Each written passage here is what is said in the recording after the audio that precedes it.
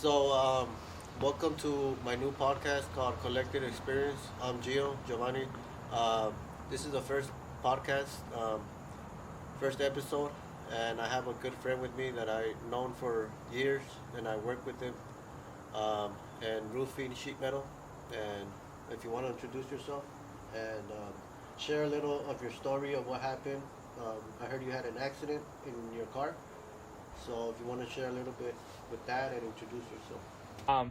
My name is John.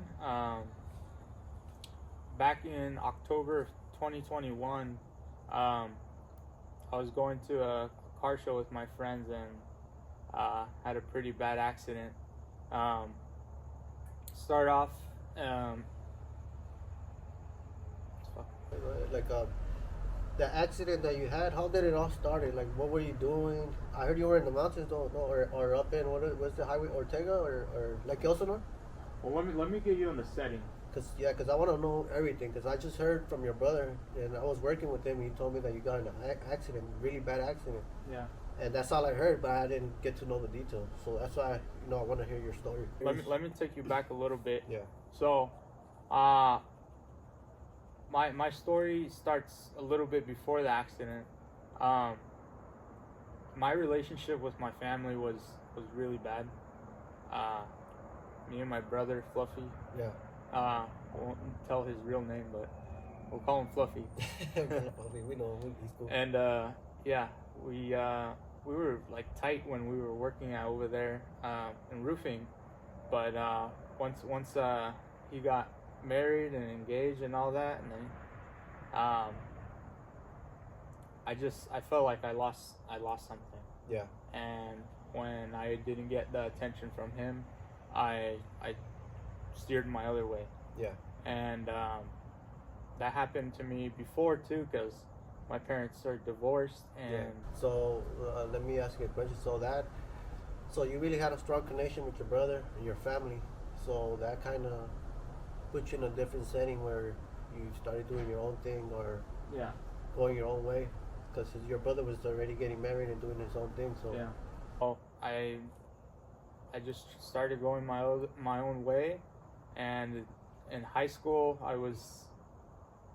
I got introduced to nicotine, the vapes, and that was one habit that messed me up really bad.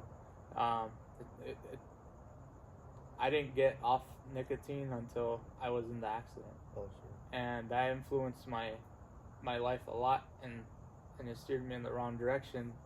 Um, yeah, so me and my family weren't getting along. I was always out um, working 12, 16-hour days, Wow. trying to get money to live live on my own, Yeah. or just go party or just hang out with friends. Yeah.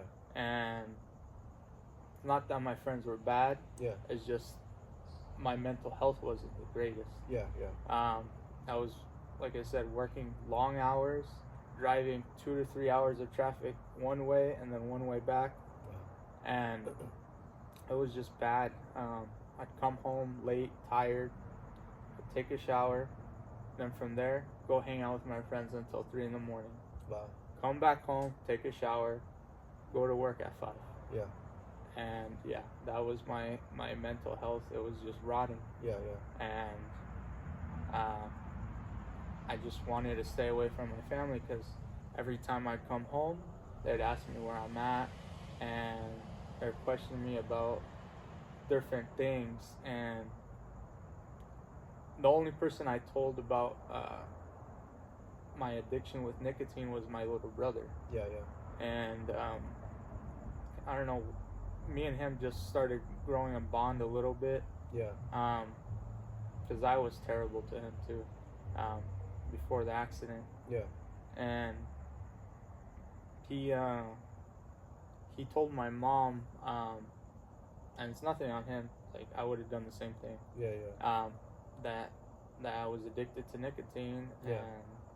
And so my family already knew what was going on with me, Yeah. but they said that they told my mom not to tell me anything, Yeah. that once I was ready, I'll tell her. Yeah. And my from that point on, um, I was just getting worse and worse. I was going probably spending $200 a month on that Wow. that addiction, Yeah. and it was to the point where it would make me fight with everyone. Even my friends, they would try to take it away. Yeah. And good thing on them, but Yeah. it was just hard for me to let it go. Yeah. And then after that, I started smoking weed in high school, Yeah. and I wasn't doing it. Often? I was often. Yeah. I would do it once in a while, maybe hanging out with my friends. Yeah. Or just at a party. Yeah. But not as much as nicotine. But right before my accident, I got a pen from my friend, and that whole week I was like so fed up and tired of work. I just wanted to relax and you know get high. Yeah. And that was October 22nd. It was a Friday. That whole week, my mom told me that we're gonna go to Mexico. We're gonna go visit your grandma from my dad's side. Yeah. And I was like, okay, I'll go this time, because she wanted to see me. And sure enough, Friday comes around, and I'm tired. I just got the pen from my friend, and I just wanted to smoke, and I didn't want to go over there, and I didn't want to get caught with the pen over there. Yeah. On the border. So I was trying to make excuses not to go. And on the car ride, when we got home, packed I didn't have anything packed. I came home from work, got everything packed, and then we headed out. And we were probably going towards maybe 20-30 minutes down the freeway, heading towards the border. And we went to, I think, Target, or it was a store. Yeah. And we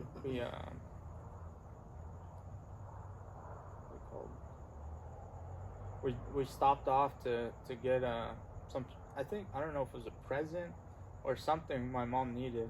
Yeah. For my aunt. And right there I was just complaining because I didn't want to sit in the back. I'm a big guy, and I was bigger. Right now, a weight loss journey. Yeah. But I think at the time I was 330. Yeah.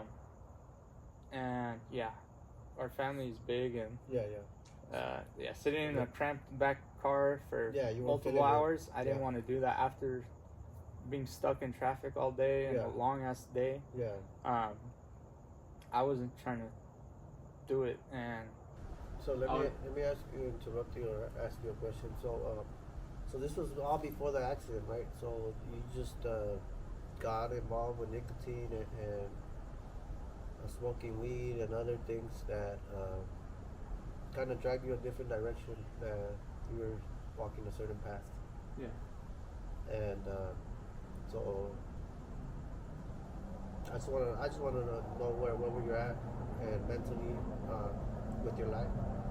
But go ahead and continue. I just wanted to point that out, that that's something had drifted you a different direction before the accident, or whatever caused the accident. How you were acting different. But yeah, I can relate to all that, and I know where you're coming from with that.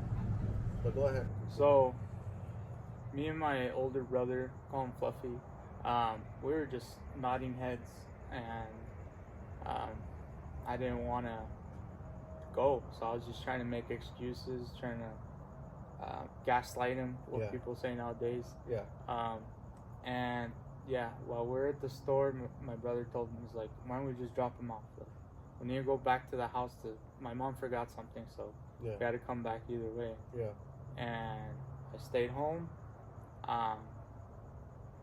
and it was just, I went in bed, they left, I started to smoke, relaxed, ate, and then went to bed. Next morning, my friends, I don't know if it was the night before or the day of, they told me they were going to a car show, Cars and Coffee, early in the morning over here in San Clemente. Yeah. And we lived in Corona, so I was like, well, maybe I can go. And I told my mom that I was gonna do, my excuse to stay home was I needed to put tires on my car and I needed to do the smog. Oh, and I want to add something to that. That was the time when you had your Mustang, right? Was it a red Mustang? Yeah, I had a red Mustang that I built to go racing and then just mess around. And that was a nice Mustang. You had it.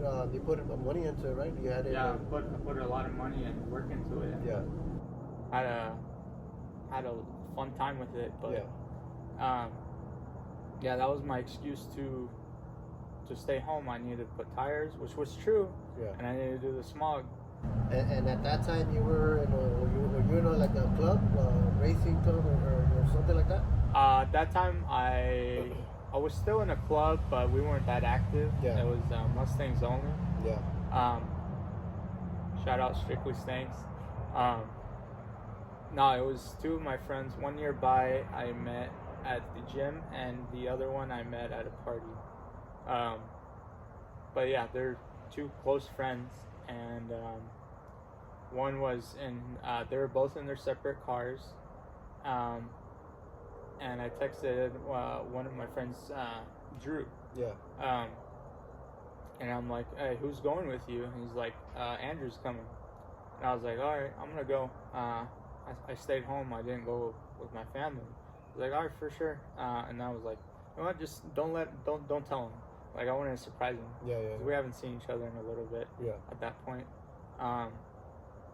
And then from there, woke up, got ready, took a shower, started my car, headed to the gas station down the street, and we got there. We all met up. We were all talking, and then I was just cleaning my car, and then out of nowhere, it was one of my old coworkers from Valvoline. I used to work at Valvoline. His name's Carlos. Came up. He's like, "Hey, John, how you doing?" And it was just so random. And that was, he met you up at where did you guys meet up that you ran into him? Yeah, he was just at the gas station. Oh, okay. And it was me and my buddies. We were just talking. Yeah. And then caught up to him, and then that's gonna lead into a different story later on. Yeah. But we just said hey, and then I don't know where he was going. His mom's, or I think it was going to Mexico too. Yeah. But yeah, we just said our hays and byes. It was two of my friends, both named Andrew. Yeah. One we call Slow BRZ is his username. From that on, once we said our hello and goodbyes, we were all talking, see what route we go. If we take the 241, is it Ortega, or go all the way around the freeway, take the 5. So at that time you were heading somewhere, or you were coming back from somewhere? No, this was around 8 in the morning ish. Yeah. Right here in Corona at a gas station. Okay. And we're gonna head to San Clemente for South OC Cars and Coffee. Okay. And the long way is pretty bumpy. Taking the 5, and I didn't want to do that. Yeah. So I was like, hey, why don't we just take Ortega? Yeah. And I've been on that road multiple times. So Ortega was a shorter route, or? Yes, it was a shorter route, and it's like it leads right into that car show. Okay. So, yeah, and I've been on that road multiple times. Ortega Highway, right? Yeah. I'm not gonna say I've raced, but I've been at some speed up there, and I'm a decent driver, if I say myself, but Um, yeah, that morning it was overcast. It was a weird feeling. I had a weird feeling that day too. Yeah.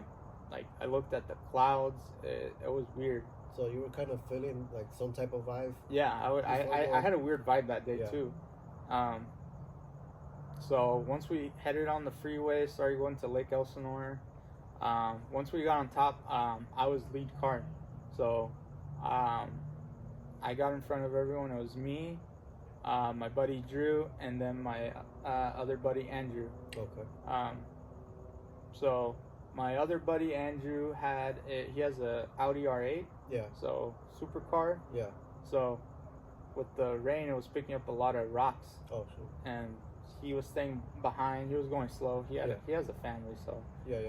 He's not trying to raise or no, speed he's or not anything that. like that. Yeah. So I head on first, then my buddy Drew, and then Andrew. Yeah. And once we started getting up to the mountain, I didn't think it was gonna rain, but once we got on top of the hill, it was really dense fog, and you could barely see 10 feet in front of you. Wow. Like, yeah, so it was really foggy. Yeah, it was foggy, and then it started raining. Yeah. And when it happened, I put on my wipers. Yeah. My wipers were gone. Oh, shoot. So you were having troubles? Yeah, I was having driving, trouble. and then looking in front of you. It was raining. It was foggy. You couldn't see. Wow. And the worst part was I had racing tires, so they're pretty much slick tires. Yeah. That's why I was gonna go get them changed that day too. Okay. But so you didn't get a chance to change them? No, it was early in the morning, so we were gonna go car show. After the car show, I was gonna head to tire shop and then do a smog. Yeah. And once we got up there, there was a white truck in front of me, and he was going pretty slow. We were going probably like 20, 25 miles an hour. Yeah. And then all of a sudden he pulls off because I'm pretty sure it wasn't safe for him. He didn't want to continue. Yeah. So once I start going back to the speed limit, like 30, 35, and this is us on top of the hill. And that's you coming down, or on the way back? This is on our way towards the car show, and we're about to start heading down the mountain. Okay. I think I think they have a fire station up there. Okay. No, I haven't been up there, but I'm sure you do.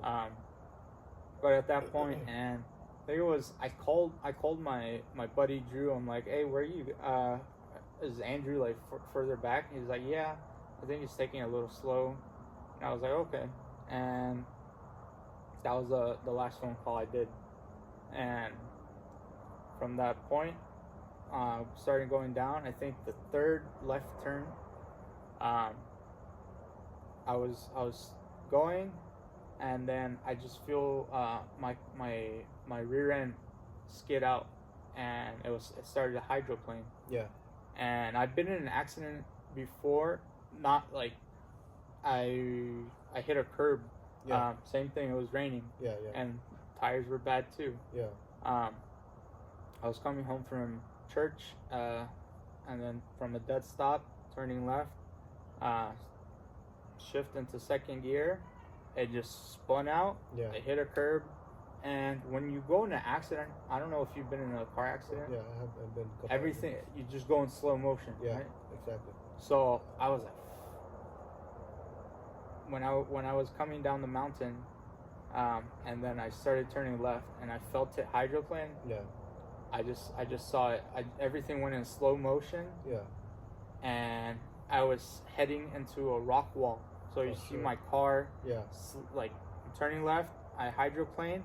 And you were. And then I'm going straight into the wall of the mountain. Yeah. And I hit it, and all I remember is driving, go slow motion, and then my head hits my steering wheel, bends the steering wheel. Oh, shoot. And I wake up. I don't know if I blacked out, probably did, but I felt like I was awake the whole time. But I guess I hit the rock wall at a perfect angle to where I flipped my Mustang onto on top. I flipped it over upside down, and what's it called? I just wake up, the car upside down with my arms like this, Yeah. and this arm like touching my face, covering my face and nose, Oh shit. and I couldn't breathe. So I was overweight. My arms were huge. Yeah. So I'm paralyzed at that point. Yeah. So let me interrupt you.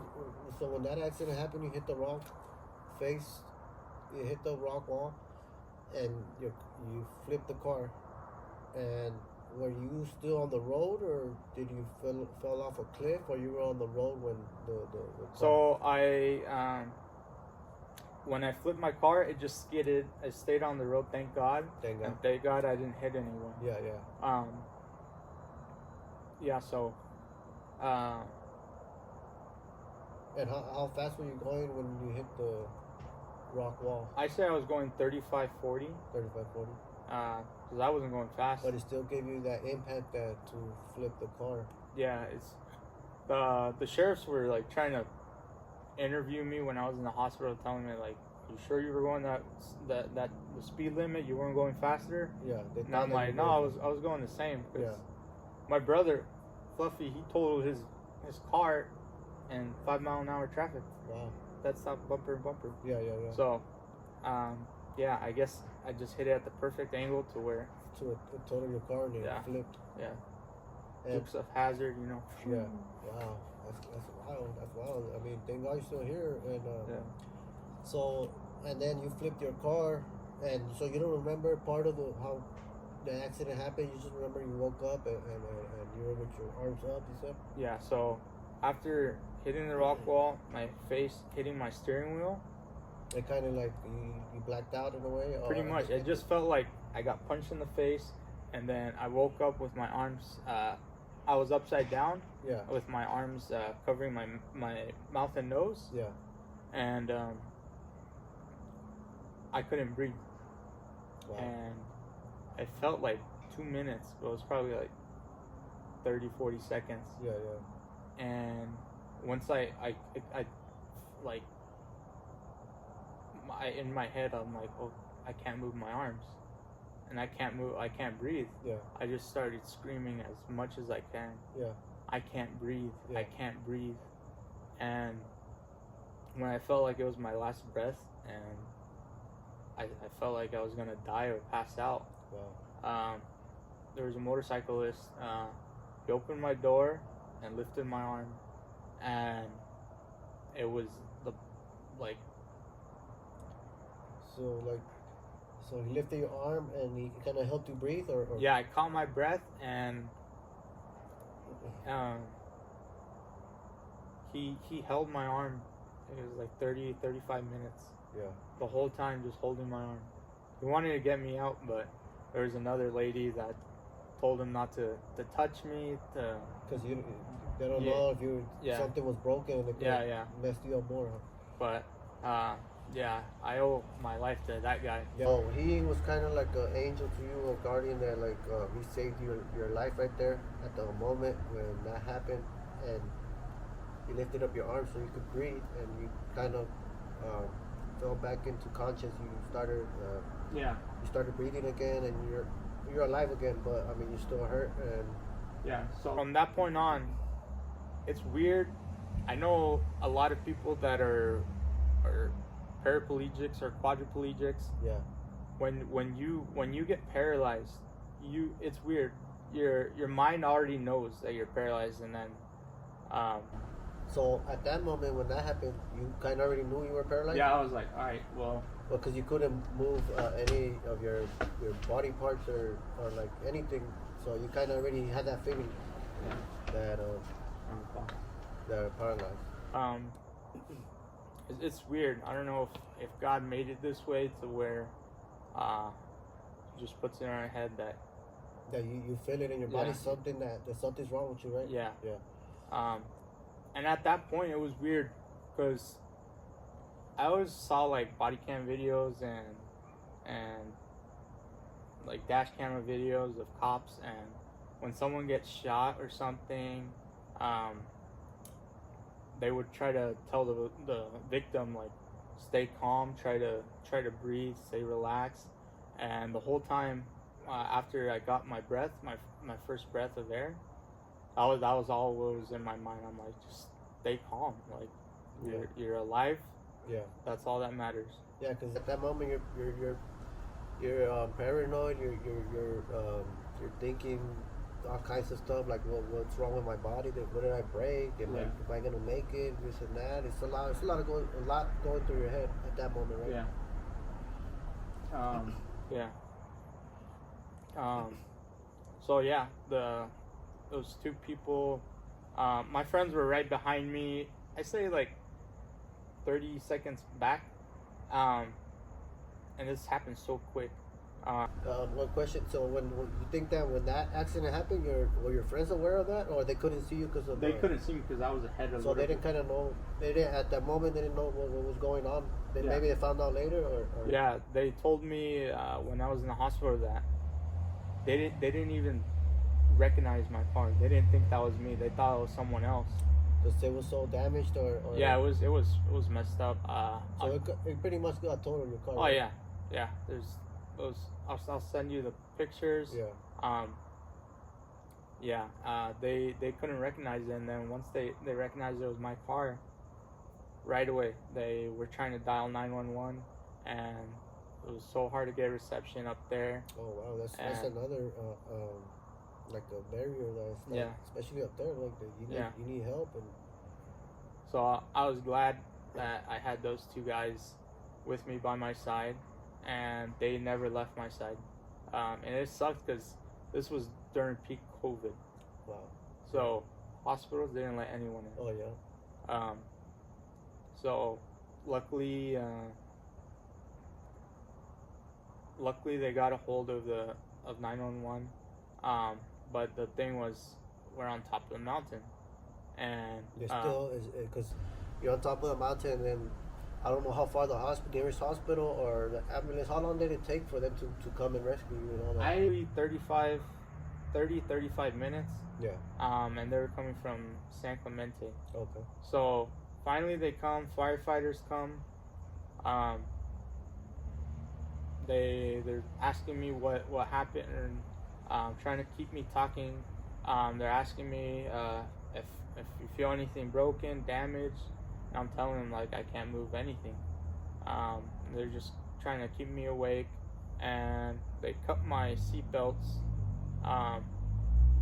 Oh, another thing. The only thing that held me in from that impact was a racing harness I had. Okay. So yeah, I was held like upside down, held in by that. So that kind of helped you out too, because if not, you would have probably flew out or something worse. Yeah. So yeah, they cut my my seatbelt, and then they pulled me out slowly, put me on a stretcher, and then they get me in the ambulance, and they're just trying to talk to me, and then all that's going in my mind is just stay calm, you're alive.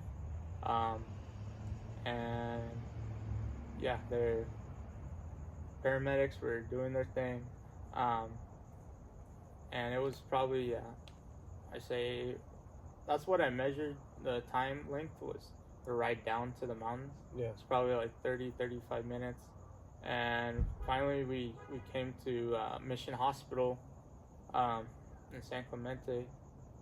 Yeah, I think so. And they rushed me in. It's weird. Like it was a scene out of a movie. Like I couldn't move my. I was paralyzed from the neck down. So what happened was, backtrack.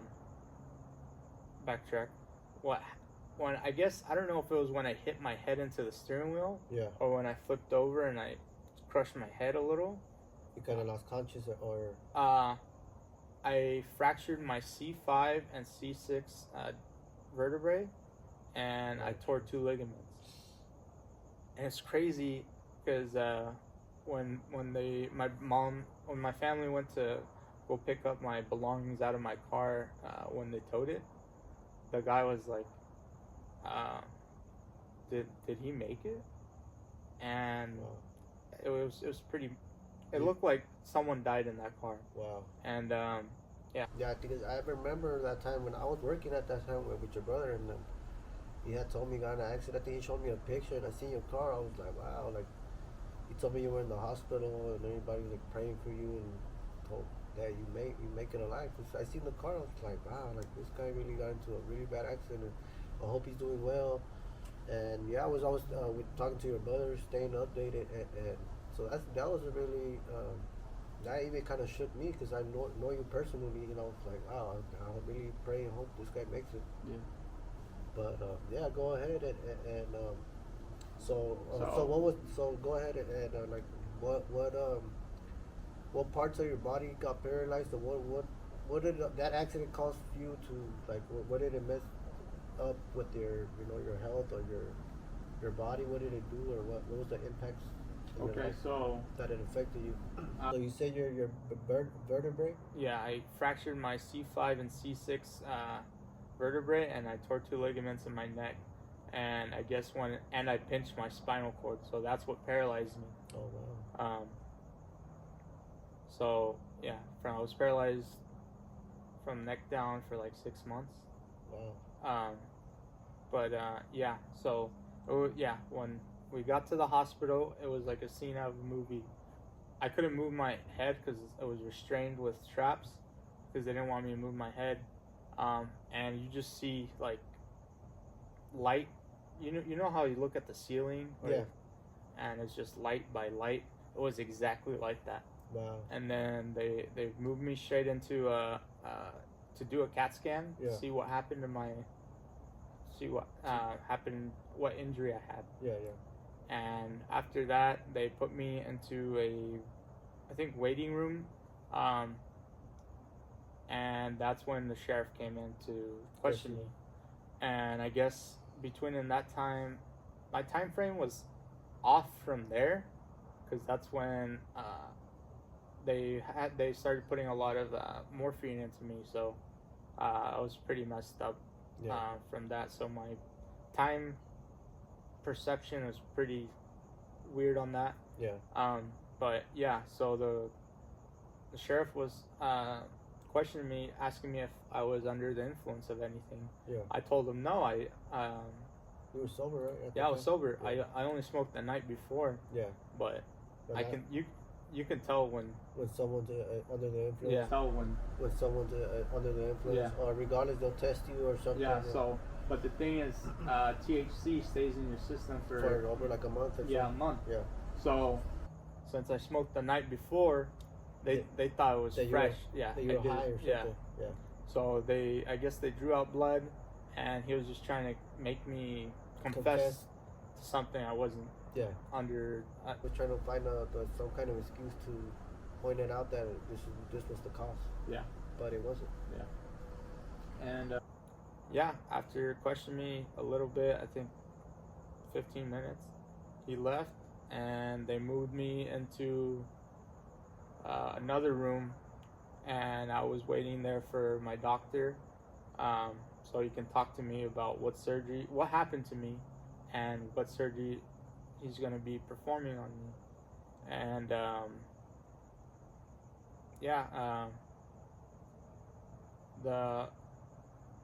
And I had a question.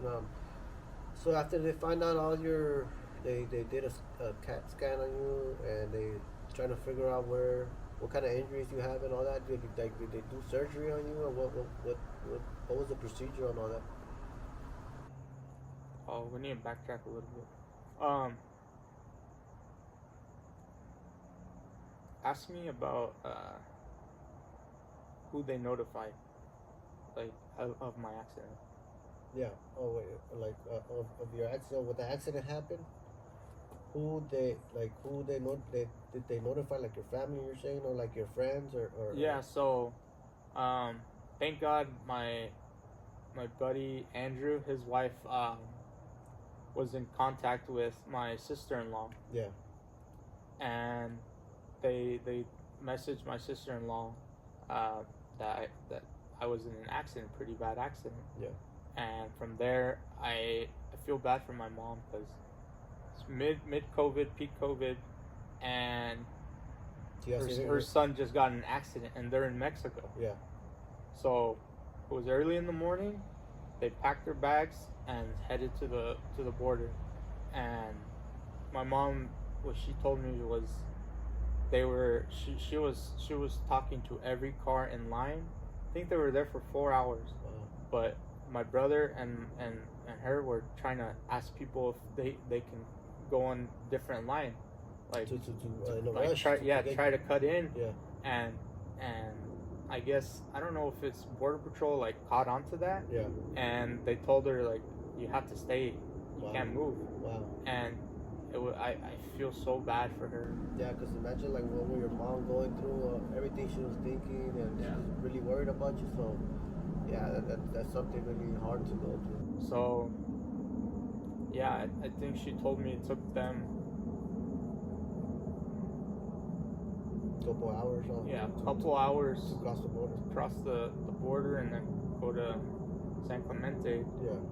So going back to when I was in the hospital, I was in the waiting room, waiting for my doctor to tell me what happened and tell me what procedure he was going to work or do on me. Yeah. And while I was waiting, all I remember was asking for my friend Drew. I was just asking for all my friends. Yeah. Unfortunately, Andrew couldn't go in, I think. Yeah. Or he did. Yeah. I'm not too positive on the details on that. Yeah. Because of COVID, he didn't have his vaccine. Yeah. But yeah, they let my other friend come in, and he stayed by my side the whole time. Yeah. Nice. Yeah. And I was just getting text after text from my friends, like asking me what happened, or are you okay? Yeah. And only text I remember sending out was to my friend William and to my friend Maddie. Yeah. Yeah, so they were just trying to cheer me up, asking me what happened. And then from that point on, doctor comes in, he tells me what happened. I fractured my C5 and C6. I tore 2 ligaments. And he said they're going to put a spacer between those 2 vertebrae so it isolate it. So when you break your ankle, they put a splint. Yeah. It's pretty much what that is. Okay. So they would cut right here. You can see my my mark. So they did the whole surgery from right here. So they cut you right here on your neck, and that's how they did the surgery? Yeah, they put the plate in right here, put 2 screws, and isolated it. And from there, surgery was good from there. And then they put me into a medical induced coma from, I think, that point on for about 2.5 weeks. Yeah. And all I remember from that point on is I would have crazy lucid dreams. And it was like so vivid, it was like real. What kind of dreams? I remember it was so weird because I have one of the dogs I got after my accident. Yeah. Is a mini golden doodle. She's a little doggy. Yeah. Brown furry hair. Yeah. And I was her.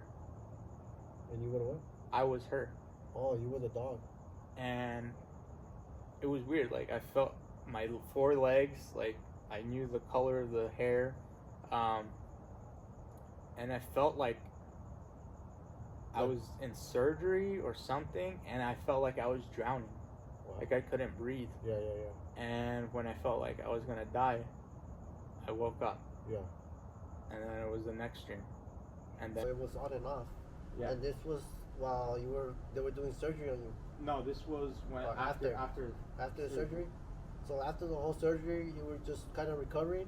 I was recovering, but You were having those lucid dreams. yeah, because that was heavily medicated. They put me on Yeah, I know they put you on. Dilaudid. Yeah. Is pretty strong morphine. Yeah. They said, I think when I woke up, the doctor said like Yeah, like 1 milligram of that will knock you out for 16 hours. Wow. So I was gone. I was sleeping all the time. Yeah. And they had me on every 2 hours I'd get half a milligram or a milligram, and that messed up my body, and that's why I was getting those lucid dreams. Yeah. And I think I remember waking up one time, talking to my brother Fluffy. Yeah. He was next to me. They had me on this machine that was like pedaling my feet, just trying to get your do something, your body yeah. moving and your nerves, your blood pumping. And yeah, they had me was doing that, and he was talking to me, and then at that time he wanted to get, I think we were talking about him getting a puppy. He wanted a pug. Yeah. And I'm like talking to him about that, and then after that, I think it was another week, I was asleep, and I finally woke up, and at that point they transferred me from Mission Hospital in San Clemente to Westminster Kindred. Yeah. And I woke up in the ICU up there. And when I finally woke up and I was conscious, I've never felt so many emotions. Like, I felt like crying. It was my mom and my two brothers that were next to me, and I didn't want them to leave. And so like all these type of emotions just hit you at once. Yeah. And then your family's around you. Yeah. And I was just saying I'm sorry. I couldn't talk at that time too, because they since they did the surgery right here, they put a trach tube, because I think I got infected, my lungs got infected with pneumonia, so I was fighting with that. Yeah. Too. So they had like a tube inside you for the breathing, or to help me breathe, and that's what was pumping. I was on a ventilator. Yeah. So it was pretty much pumping oxygen for me. Yeah. And so I couldn't talk, and it was getting late, and I think they were there for maybe an hour, because they had strict visiting hours. Yeah. So I finally woke up, I saw them, and I just started crying. I couldn't talk to them. Yeah. I couldn't say how sorry I was. And I've never felt this loneliness, like being so alone. Like the day before, I was fighting with my brothers. I was like, you know what? I don't care about them. Like, I wouldn't like. Yeah.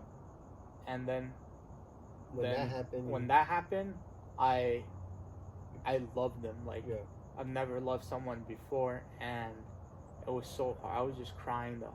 I think for 2 hours after they left. Yeah. And I finally had I finally calmed down. It was probably like 10 at night. Yeah. I think it's the nurse that comes in that checks up on me. He was just asking me questions. He was like, "You want to watch TV?"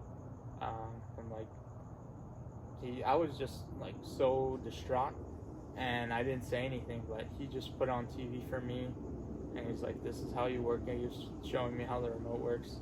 I couldn't move anything. Yeah. I was still paralyzed I was probably paralyzed from chest down at that point. Yeah. So I could move my head a little bit. Yeah. But I was still restrained with a neck brace. The nurse came in, was trying to, he was showing me how the remote works, TV. So he put on TV for me, couldn't move anything, and every, 10 minutes I was calling him in. They had this little button I just pressed, and that was, he was with me like every 20, 30 minutes, and kind of got annoyed of it, but after a couple weeks we grew a bond. Yeah. But yeah, every day they would move me around, so I wouldn't get pressure sores. So they kind of had you kind of like they wanted to get you moving a little bit to get your feelings, your Yeah. walk a little. How do you say that word? Rehabilitate your body and all that. At that point, no, because I was in the ICU. Oh, you were still in the ICU. At Yeah. that So yeah, it was my second to last week there, and they they did an X-ray and they couldn't find anything wrong with my shoulder, even though I was telling them I was complaining. I don't know if they didn't want to get in trouble or what, but they didn't find anything. So finally, after that, they told me that they're gonna move me to an acute facility. I think that's what they call it. And it was in Redlands over there. It's called Terracina. Yeah. And they told me that that I was advancing to the point where they were going to move me out. And And at that time, when they were gonna move you out, how much time in total you spent from the time you got into the hospital and they had surgery and all that stuff? Overall, how much time you spent at those hospitals or whatever they were moving you around before they were gonna send you to Redlands? so at Mission Hospital, I think I was there for a week and a half, and then at Westminster, I was there for about a month and a half, and yeah, so. And during that time, they had already done surgery on you and all that? Did surgery, and I was just in recovery, waiting for the swelling to go down in my spinal cord. Yeah. And at that point, I was pretty messed up in the head. My mental health was really bad. Yeah. I was really depressed. Every day I was just debating if. At that point, the doctors told me I'd never walk again. Wow. So, and they say this to not give you hope. Yeah. And it's not wrong on their part. It's just part of the job that they have to follow the rules. Yeah. And yeah, so I was pretty messed up, and I had a lot of nerve pain. Yeah. Because I started getting more feeling. So probably by the end of that month, I was probably a chest line underneath my chest line. Yeah. I could feel. Yeah. And my nerve pain, I got really bad nerve pain. So it hurt so bad. And Do you still have that nerve pain right now? yes. I can relate because I had surgery. I had a near-death experience too, and I had surgery. They actually cut my nerve. So like this side of my body, I can't feel it, and it kind of went down to my leg. So my left leg right here, I can't my nerves is very messed up. So I can relate to what you're talking about. Yeah. So. Yeah, I was. My mindset wasn't greatest. Yeah. And what didn't help was I was highly addicted to the morphine. Yeah. Like I said, I was on clockwork. Yeah. Just broke it down to the minute, to the second, right? Yeah. And you already know you needed another dose. Yeah. I hit the call button, and they would come in, and the thing that sucked too was, they would take like an hour for them to come in. Yeah. So that got you more like your anxiety. Yeah. I was getting so much anxiety, and in my head every day, I would have a moment to where like, why didn't I just die? Like, because it was just so much pain. Yeah, it was so much pain. It was so hard. Depression. I'm like, I don't want to do this. I just, it would be easier if I would be dead. Yeah. And I had a respiratory therapist that I was pretty close with. His name was Paul. Yeah. And he would just talk to me. He's been in my situation. He broke his back, and he knows how it feels like to be helpless, I guess. And his bedside manners were really good. I was looking forward to when he would come in, or if he was working that day. Yeah. because he would just talk to me. And it'll get you in a good mood. Yeah, and like he be just someone that could relate to you. Yeah, and from that point on, like he would try to tell me like, don't think that, because you're gonna move forward. Yeah. And I think that was my last week there, and they were gonna move me to Terracina over here at Edlands. Yeah. And I was trying to time my pain medication to where I can get it right before I leave. Yeah. And it sucked because they told me that it was going to be a certain time that we were going to leave, and then they pushed it to, I think I was supposed to leave at like 7 o'clock at night. Yeah. And I didn't leave until like 11. Oh, shit. So, yeah. And the thing I didn't know is they don't do push IV. So push IV is where what they did is like they gave me the morphine directly into PICC line is what they called it. Yeah. So it goes pretty much straight to my heart. So that's why I would feel like such a head rush. Yeah. And my addiction was really bad. So and I couldn't time it right to where I guess the medication will last me the car ride, the ambulance ride over there. Yeah. And it was a Friday night, and there was so much traffic. I think it took us like 2 hours, 2.5 hours, and I was throwing up because I was getting withdrawals. Yeah. And finally, we make it there. They told me, was he throwing up? They're like, no, he was fine, which was BS. Yeah. They were just trying to go home, I guess. Yeah. And I couldn't say anything because I was nonverbal. Yeah. And they finally get me in there, and I remember it was this RN, this lady was just telling me, is like trying to get me checked in. They finally, I think I was outside in the hall for like an hour waiting for my room to get ready, and I finally get in there, and I'm just complaining because at that point my back was hurting pretty bad. I had a lot of back pain and nerve pain, so I was asking for pain medication, and they couldn't understand me, and my mom couldn't go there. She couldn't be with me. I think she was with me actually, but she had to leave. And I just kept asking for pain medication, and since I came in late, the doctors never sent over my medication list, and I never they don't do the morphine there. So I was having withdrawals, I was throwing up, I was getting shakes, I was just bad.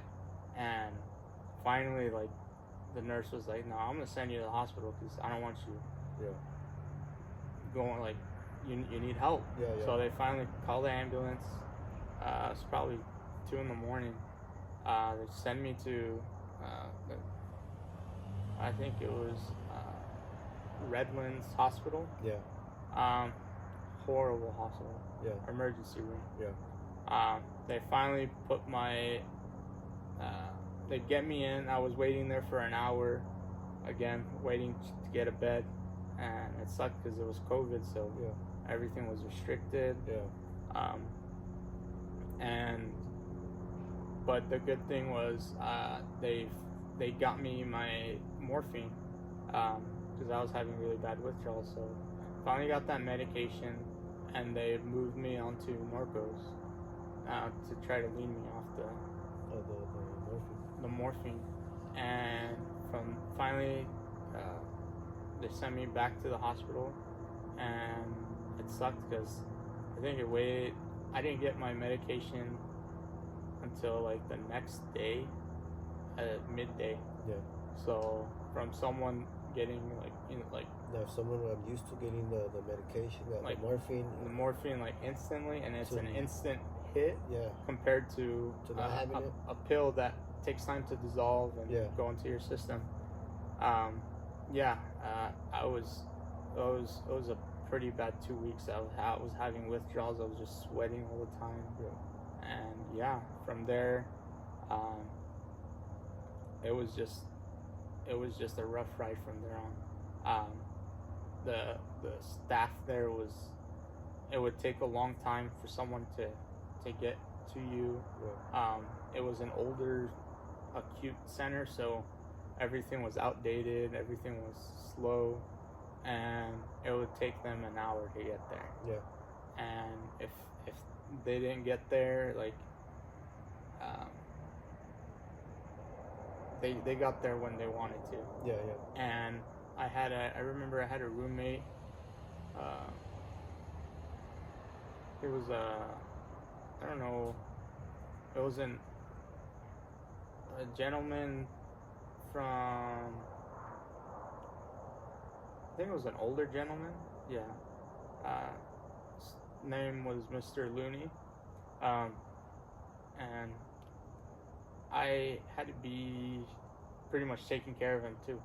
Like, I forget what happened, but he had, I think, a section of his skull removed.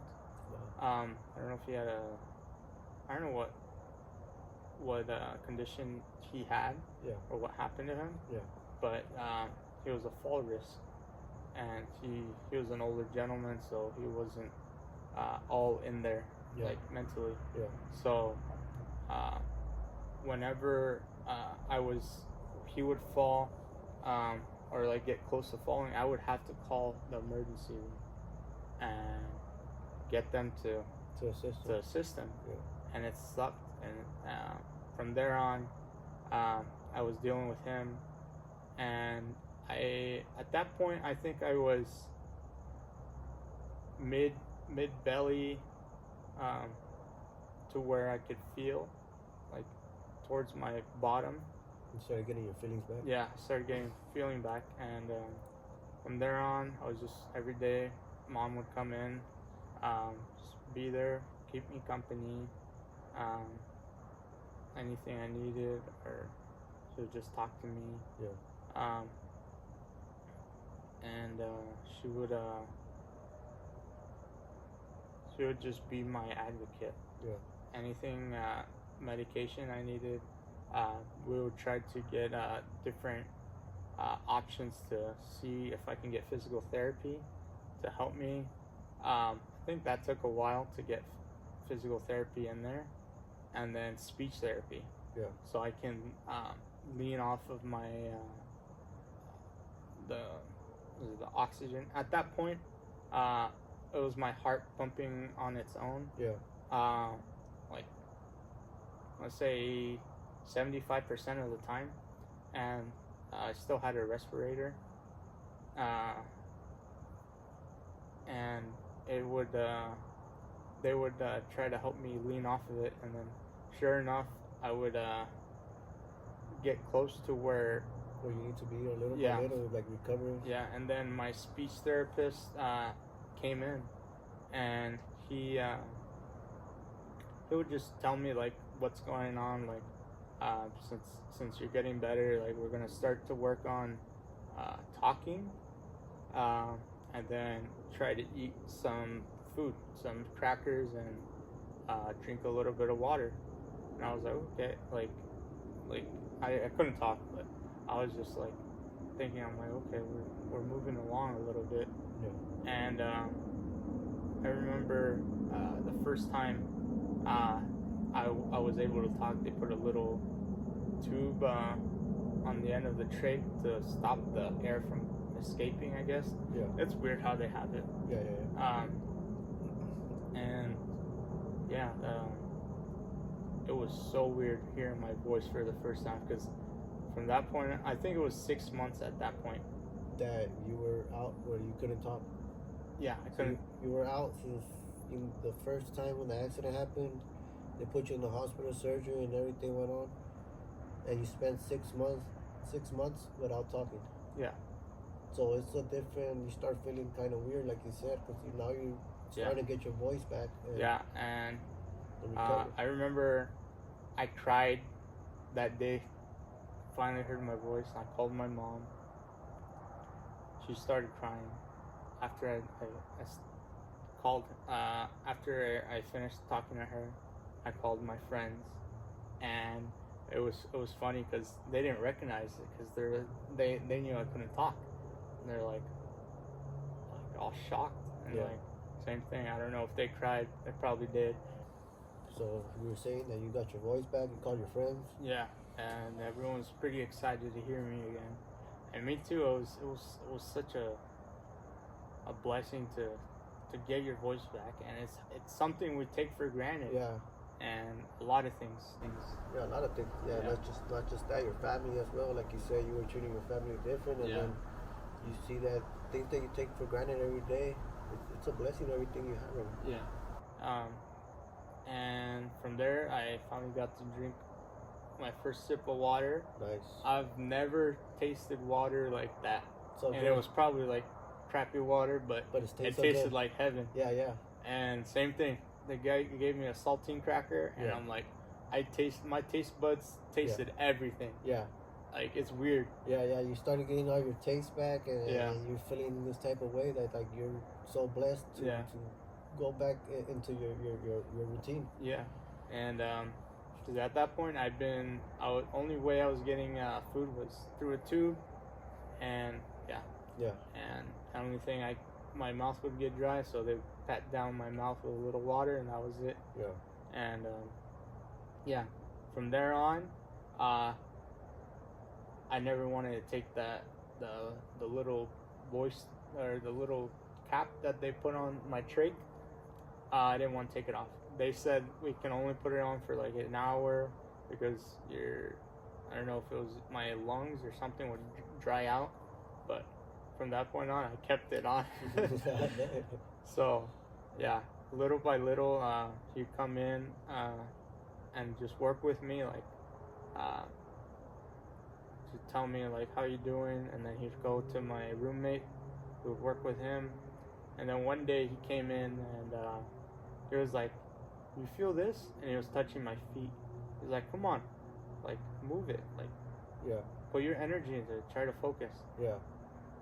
And out of nowhere, I moved my toe, and I cried again, Yeah. and it was the best feeling ever. Yeah. It is. FaceTime my mom right away, looking at my toe. I'm like, "Well, look." And I think I was there for like 2 minutes trying to concentrate, Yeah. trying to move my it. and I think I like after 2 minutes trying to move it, I moved it a little bit, and then same thing. Yeah. Yeah. Yeah, we were just excited, and if it wasn't for him, like I didn't, because I was very depressed, wasn't motivated at all to get out, and yeah, he pushed me to move my toes, Yeah. and from there on, just told me keep working at it. Yeah. And slowly, little by little, after that, I started getting sensation back throughout my whole body. Yeah. So from there, I felt everything. Only part that was a little numb was probably my pinky and some part of my hand, but Yeah. I got full sensation, and that was the 6-month mark is when I finally got full sensation. And it was a blessing, but sometimes I do wish you don't get sensation, because it sucks sitting down in a chair all day. Oh yeah, because you start feeling it. Yeah, my lower back hurts all the time, and Yeah. my butt, and Yeah. So from there on, I think I was in the acute facility for 3 more months, and the other thing that pushed me through was I had a CNA. Her name was Maria, and she was like my second mom. Yeah.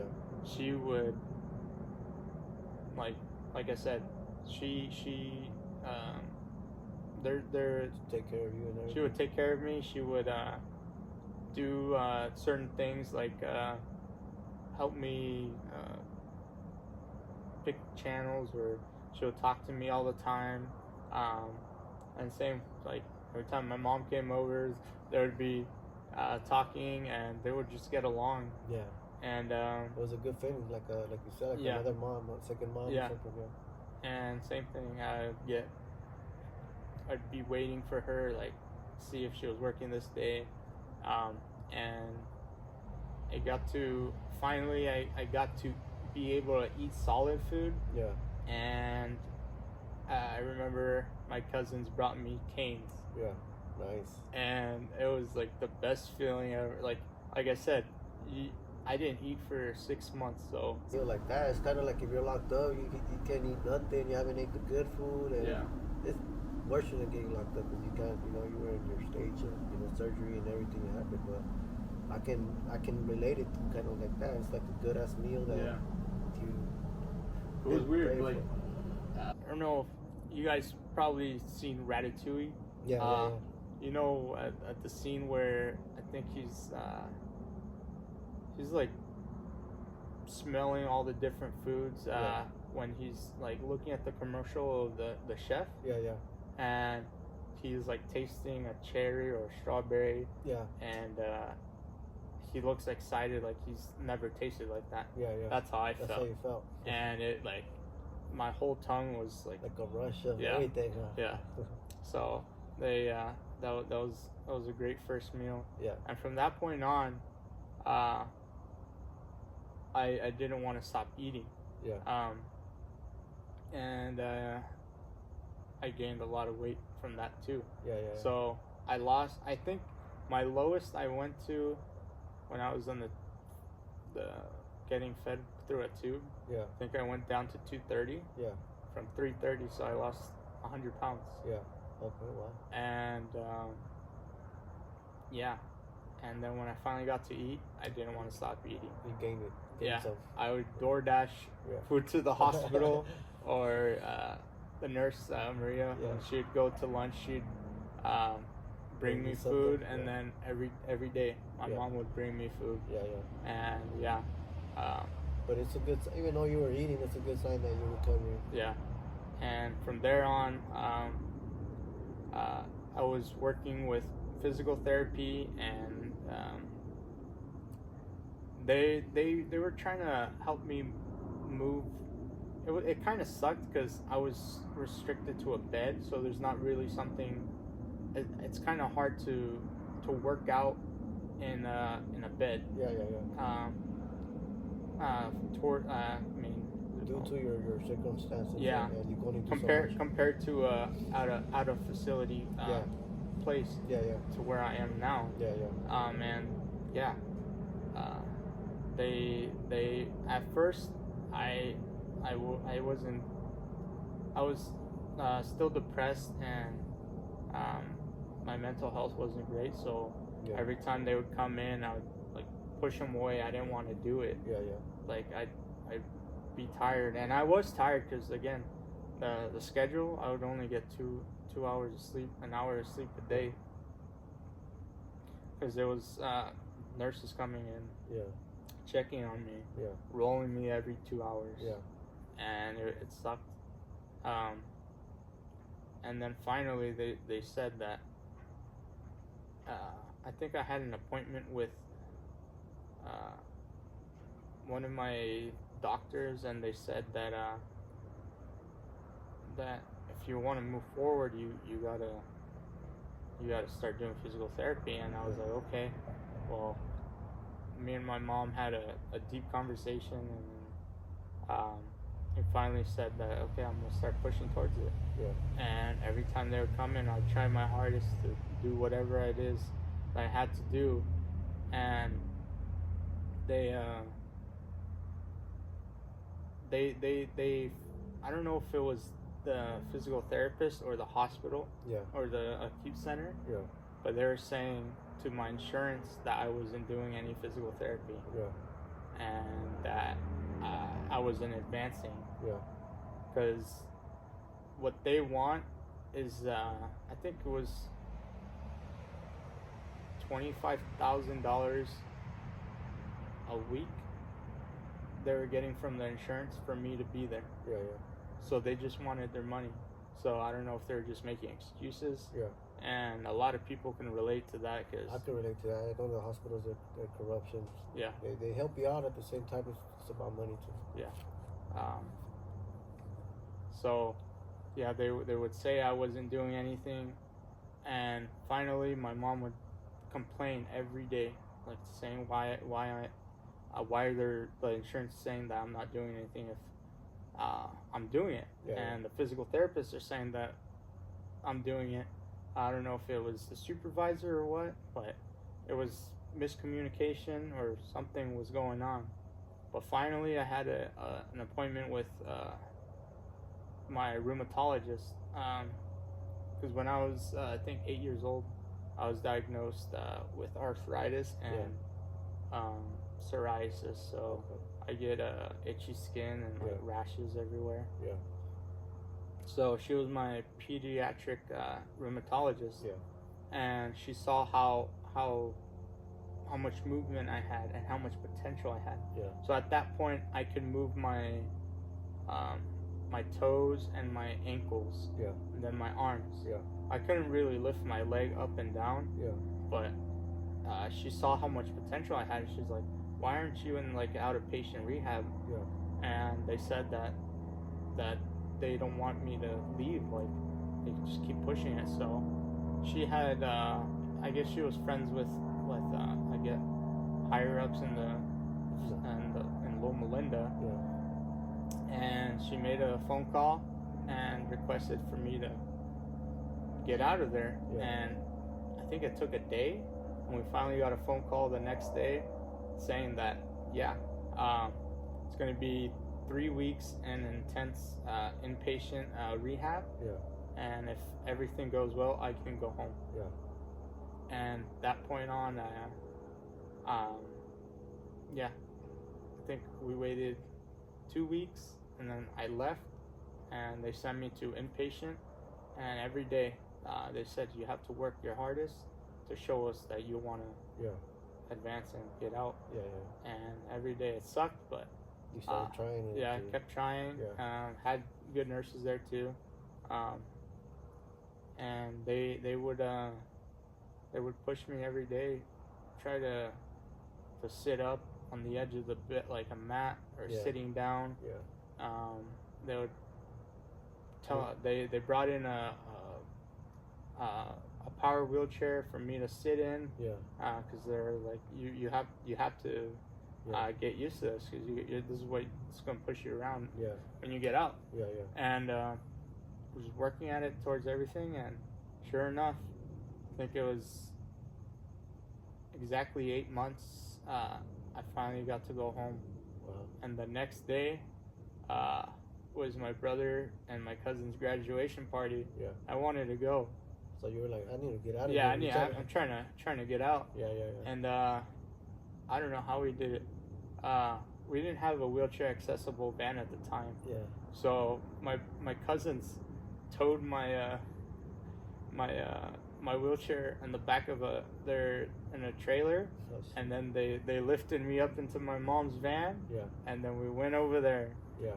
And then on the way back, everyone was a little too tipsy to help me go back into my chair. And that whole day, we were trying to look for like buses to shuttle me over there. Yeah, yeah, yeah. And we were getting quoted pretty expensive from Corona to Riverside. Guess how much they were quoting us? Just a couple hundreds. Yeah, I think it was like $750. Wow, that's a lot. Yeah. That's a lot. And just for one ride. Yeah. And it was ridiculous. So they towed my chair over there. That next day, we got my chair towed over there, and then they put me in my mom's van, and we finally go over there. But after that, once it got nighttime and I was ready to head home, everyone was a little too tipsy to put me back in the chair and drive my chair back. So we had to call that company to pick me up. Yeah, yeah. And I think we paid $300 and something bucks Wow. for one way to go home From where? from Riverside to Corona. Wow. Yeah, That's a lot. and it sucks. And Yeah. I've talked to multiple people that like it sucks getting Ubers. They have wheelchair accessible Ubers, but every time I check, they're not in this area or Yeah. lifts. Yeah, it's kind of rare. Yes, it is. And all the people that do non-medical transports, they charge so much money. Yeah. I bet. Yeah. So after that, we were trying to look for a van that was wheelchair accessible. But the thing was, when they went to dealerships before when I was still in the rehab, they were getting quoted brand new, I think $100,000+. Wow. For a new van that's converted. Yeah. And then used with 100,000+ miles. Yeah. All beat up. Yeah. They're asking for like $60,000. Wow. And it's ridiculous. Because it's just a ripoff. Yeah. And it's not. Most people that are disabilities, they're getting paid very minimal. Yeah. Minimal, like what I get paid, I can't live on my own. Yeah. And let alone have my own car. Yeah. Or do anything. Yeah.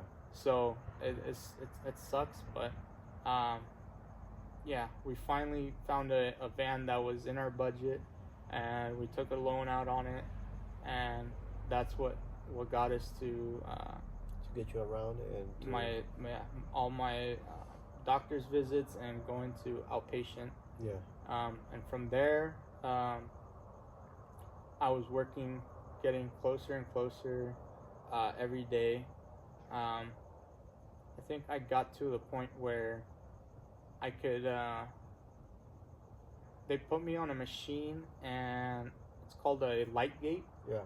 And it's like a harness. Yeah. You know how the ones we have in roofing? Yeah. But it was like that, and it lifted me up. So it picked up most of my weight. Yeah. And they were trying to get my legs to engage, like to stand up. Yeah. But it was kind of hard because I had lost all my muscle. Yeah. That's the other thing. Yeah. Every day that you sit in bed Yeah. is 3 days lost of muscle. So I was in bed for 8 months. Yeah. Wow. So you lost a lot I of lost muscle. everything. And I know you had a lot of muscle. I remember we used to go to the gym and work out. Yeah. So it was very hard to get back at that rhythm to gain muscle again. Yeah. But what the cool thing was, I still had the function, muscle memory, of me walking. Yeah. And same, I would take like 1 or 2 steps, and then 1 or 2 steps back, but it was holding my weight. But I was moving my legs yeah. From there, I just kept working at it, and we got to the point where I was able to sit up on my own, like holding my core. Yeah. And it was funny because when I was in the hospital, I bought a motorcycle. Yeah. It was a sport ATV, like a sport ATV. Yeah.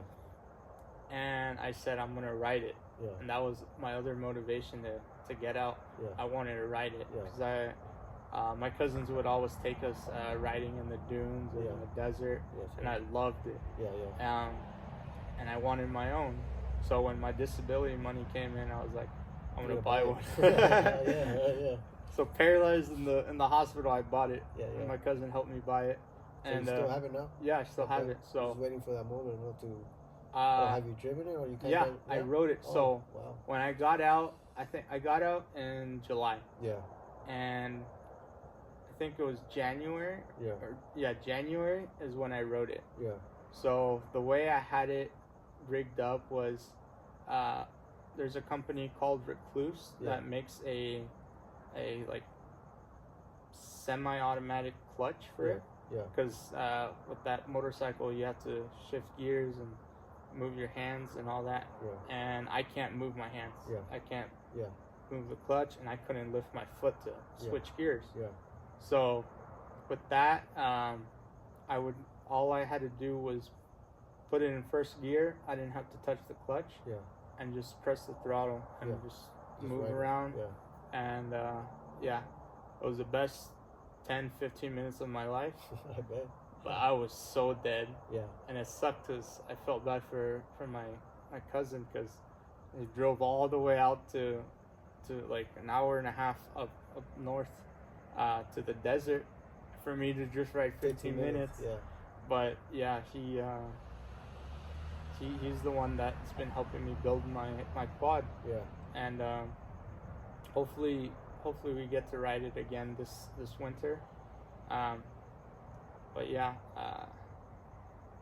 finally that was I think December when I got to ride it. And from there I kept working on my core, sitting on the edge of a mat. Yeah. So the mat would be like a bench, pretty much. Yeah. A big bench. Yeah. And I would hold myself up. I would practice leaning to the sides, try to pick myself up. Yeah. Say, like, if you're trying to get up out of bed. Yeah, yeah. And then trying to transfer from, say, my bed to my chair. Yeah. So it's called a slide board transfer. You put a board underneath and then you scoot over. Yeah. And at that point, I think I needed like 75% assistance to move over. Same thing, 75% assistance to get up. And I felt like I was plateaued, like I couldn't really progress anymore. Yeah.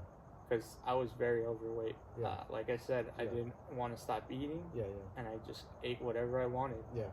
And it's really tough for people that are wheelchair bound, because you're not getting the movement of working every day. Like, you know, losing the calories. Yeah. You're just gaining calories, and I was eating a lot. Yeah, because it's like two things that you're dealing with. It's like you're already kind of disabled, certain parts of your body, and then the weight adds more to it. Yeah. And it makes it. And then that's the other thing.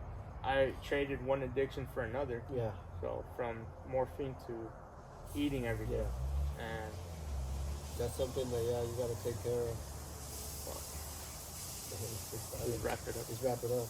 So a quick wrap. We're gonna wrap this up. Any message that you want to tell people? Let me like finish to where I'm closer. Yeah, and where you're at now. From where you're at now, and any message you want to give out to people. Well, let me transition from, where was I? You were talking about overweight. Let me do my weight loss surgery, and then from there. And then, so I think my next step would have been to lose weight, and it's really hard to lose weight when you're wheelchair bound. So my option, what I wanted to do was get a bariatric bypass. Yeah. So that's a weight loss surgery. Yeah. And I finally got approved for it with the insurance, and finally went through with it. And finally, I'm 85 pounds down. Yeah. And I had a lot of nerve pain, so I was out physical therapy for about, I think, 3 or 4 months. Yeah. Doing nothing. Yeah. Not exercising, just being in bed. Yeah. And dealing with a lot of nerve pain, because I was in the ER, I think, multiple times a week. Yeah. Just trying to get it figured out, because pain medication wasn't helping. Yeah. And finally, they gave me nerve medication, and it finally helped. And I got stable enough to where I can finally go back to physical therapy. Yeah. And first day back, I had an evaluation. Yeah. And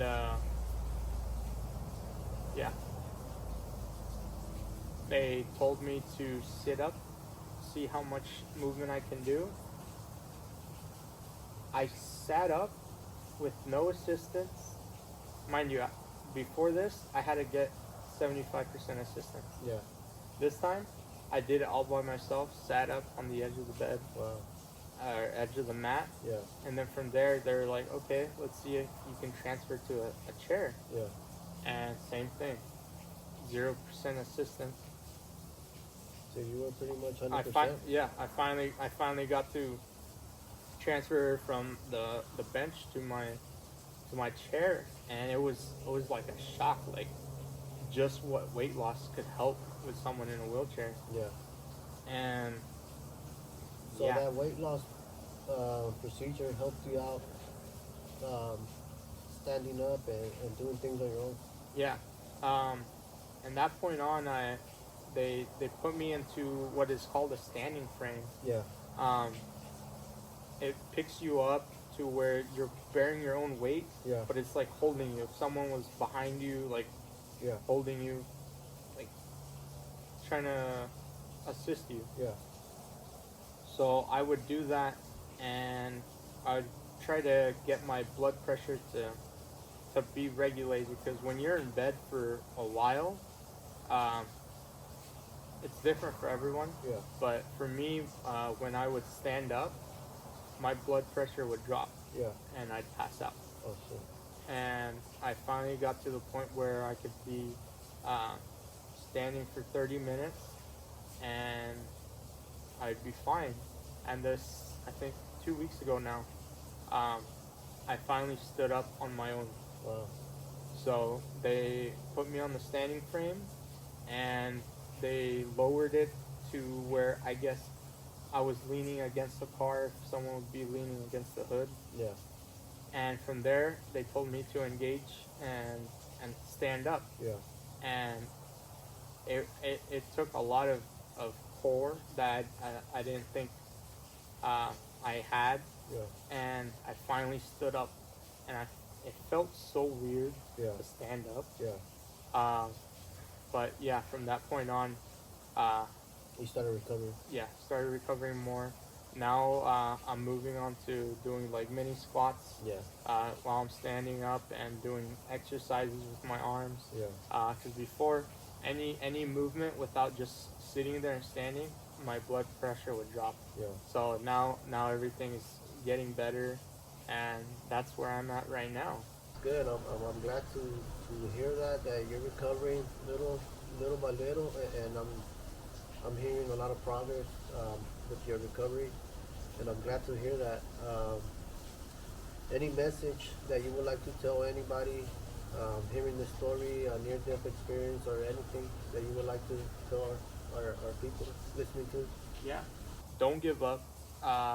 If you're in a tough situation, just keep thinking ahead.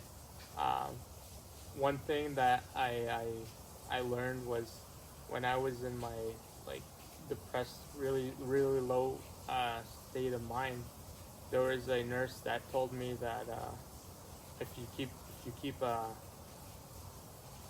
thinking that way, you're gonna die. And she said there's a kid about your age that's on the next door over when I was in the hospital. He was in the wrong place at the wrong time. I guess they mistaked him a gang, and they shot him all over his abdominal and messed up all his intestines and stomach. And she said that he had the mindset that he gave up, and she said that he's gonna die. And sure enough, 2 weeks later, he passed away. Wow. And that from that day on, I was like, I'm not gonna put that in my mind.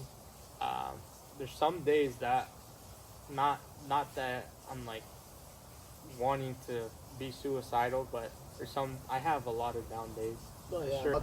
Even like you see me, I could stand, I could run, I could do weights, but I have those days too. Yeah. So it's not you're not the only one. Yeah. It's a lot of mental progress that you got to tell yourself and think positive about any situation. So just move day by day, because you don't know what's gonna happen tomorrow. Exactly. And don't take things for granted. Yeah. Your family is the biggest and most important thing. Is just say you love your family. wake up every morning and just be thankful that you're alive, that you get to go to work or school or whatever situation you are. Just be grateful for the small things in life, because if you get caught up with materialistic things, your mindset's gonna go into a different direction, and it's not healthy. And yeah. Good message, and this is first episode of Collected Experience here with my friend John. I'll leave his Instagram username here, um, and we're about to wrap it up. Thank you guys, everyone, for listening. So this is it for this episode, and like and comment and share this video with your friends, family, and God bless to everyone. Peace.